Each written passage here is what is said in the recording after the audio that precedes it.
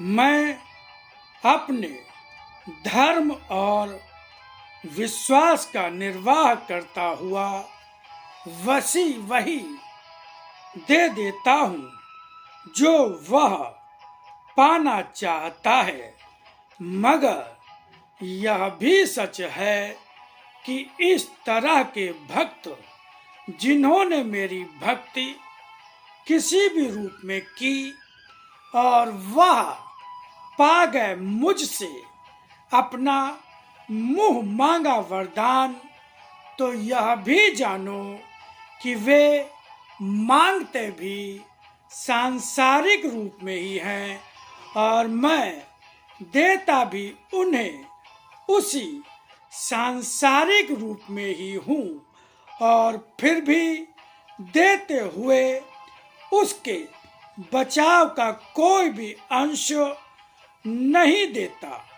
उसकी भक्ति के द्वारा उसका स्वार्थी और लोभी रूप तो स्पष्ट हो ही जाता है और उसका स्वार्थ और लोभ पूरा करने के लिए ही मैं उसे वह दे देता हूँ।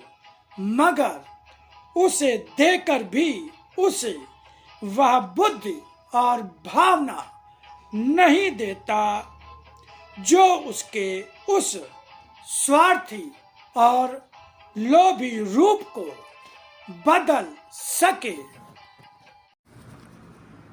आदरणीय सम्मानित मित्रों, इस वीडियो में जो भी आपने सुना और आगे सुनेंगे वो साक्षात भगवान की ही वाणी है। भगवान ने स्वयं कहा कि आज फिर से लिपि रूप में आकर अपनी वाणी के ज्ञान के रूप में उसी गीता को जो कृष्ण रूप में अर्जुन को सुनाई थी, फिर से सरलतम भाषा में सुनाता जा रहा हूँ। मित्रों, भगवान ने हम सबको आदेश दिया जन जन तक इस वाणी के ज्ञान को पहुँचाने का, प्रचार प्रसार करने का। तो भगवान के उसी आदेश के पालन हेतु ही ये वाणी का ज्ञान वीडियो के माध्यम से आप तक पहुंचाने का गिलहरी सदृश प्रयास कर रहा हूं। निवेदन है कि आप स्वयं भी इस ज्ञान को ध्यान से सुने, बार बार सुने और इसको आगे बढ़ाकर इसके प्रचार प्रसार में अपना सहयोग प्रदान करें। धन्यवाद।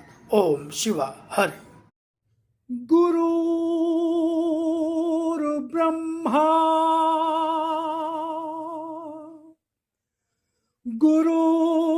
गुरुर्विष्णु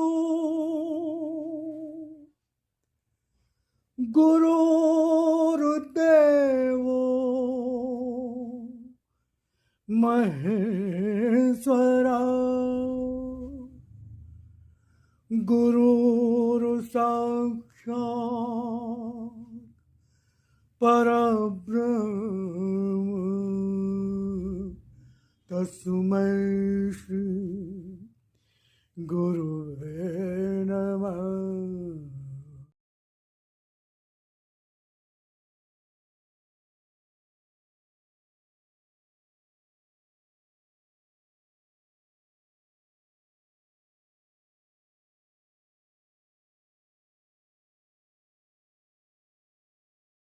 शरीर को पकड़े रहना चाहते हो मगर शरीर रुकता नहीं, क्योंकि यह तुम्हारी पहुंच के बाहर है।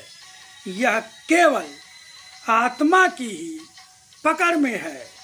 आत्मा की पकड़ के बिना तो यह अस्तित्वहीन है।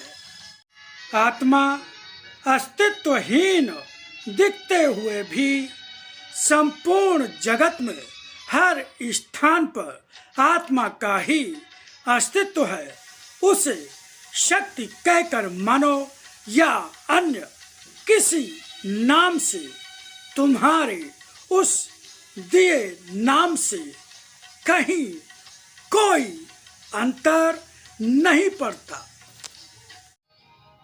जीवन नाम है शरीर का जो आज है, मगर कब तक है यह तुम भी नहीं जानते।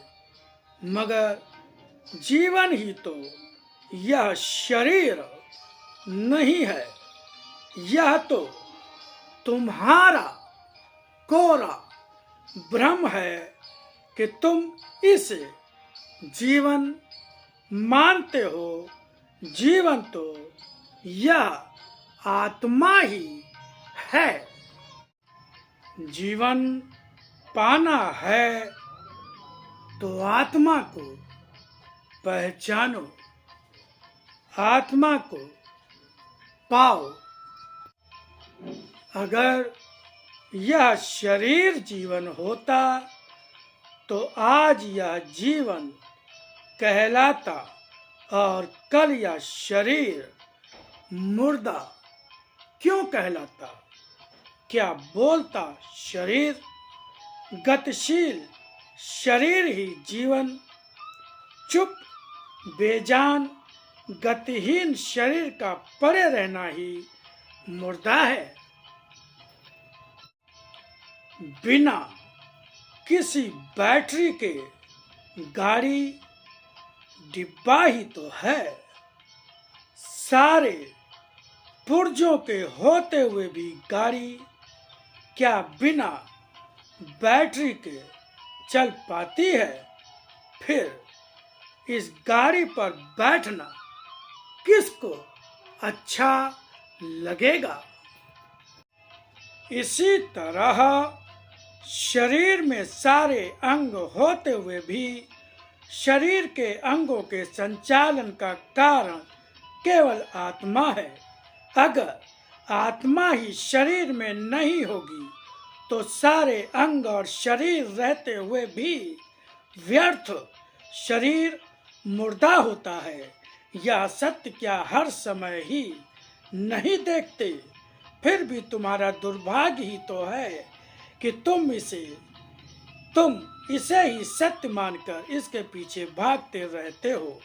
अगर आज भी सत्य सत्य का अंतर नहीं जाने तब सत्य का भी सत्य रूप प्राप्त नहीं कर पाओगे। प्रकृति ने आज तक अपना रूप नहीं बदला।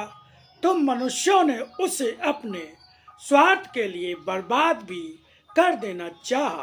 अब भी अपने स्वार्थ के लिए कभी यह भी नहीं सोचते हो कि ये वे ही 5 तत्व हैं जो तुम्हें जीवित कहलाते रहने के लिए कारण है, और इन्हें ही समाप्त करते रहोगे तो तुम्हारा अपना भी अधिक समय तक जीवित रह पाना कठिन हो जाएगा।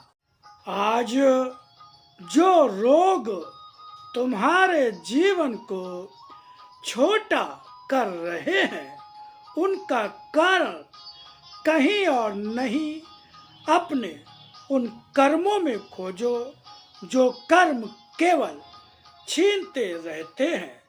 दे तो तुम प्रकृति को कुछ नहीं सकते, मगर जो है उसे ना तो बर्बाद करो और ना ही कष्ट दो।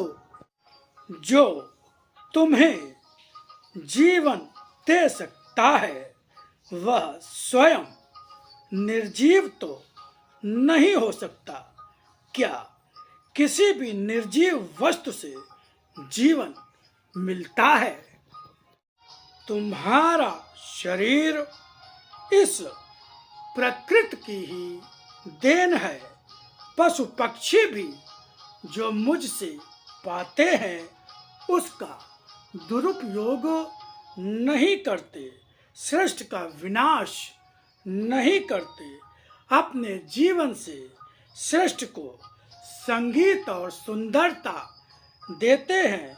तुम्हें भी सत्य को नष्ट करने के कर्म नहीं, सत्य को संस्थापित करने के कर्म करना है। आस्था की शक्ति साधारण नहीं होती। भक्त के लिए आस्था संपत्ति है। जो आस्था की रक्षा न कर सके वह भक्त कहाँ हो सकता है।